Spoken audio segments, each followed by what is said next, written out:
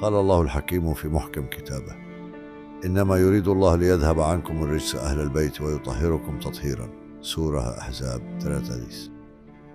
میرے عزیز مومنوں، آج کا موضوع وہ ہے جس سے ہر انسان کی حقیقت، اس کی پہچان اور اس کے نطفے کی اصلیت ظاہر ہوتی ہے۔ یہ وہ مقام ہے جہاں نسب نہیں، حسب نہیں، مال نہیں، علم نہیں، بلکہ صرف ایک چیز معیار بنتی ہے، محبت یا دشمنی اہل بیت۔ روایت ہے عن الامام جعفر الصادق سئل عن كيفية معرفة النطفة التي فيها الشيطان فقال عليه السلام بحبنا وبغضنا فمن أحبنا كان نطفة عبد ومن أبغضنا كان نطفة شيطان۔ ترجمہ: امام جعفر صادق سے پوچھا گیا کہ کسی انسان کے نطفے میں شیطان کی شراکت ہے یا نہیں، یہ کیسے معلوم ہو؟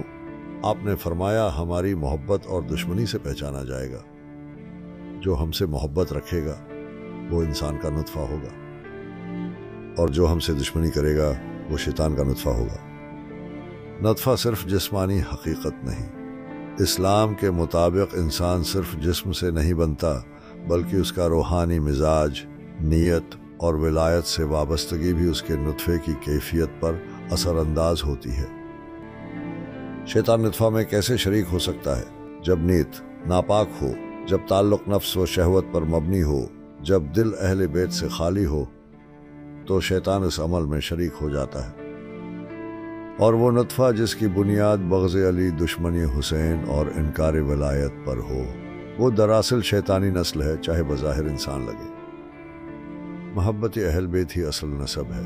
امام محمد باقر فرماتے ہیں: لا تنظروا الى كثرة صلاتهم وصيامهم ولكن انظروا الى صدق الحديث واداء الامانة وحبنا اہل البیت۔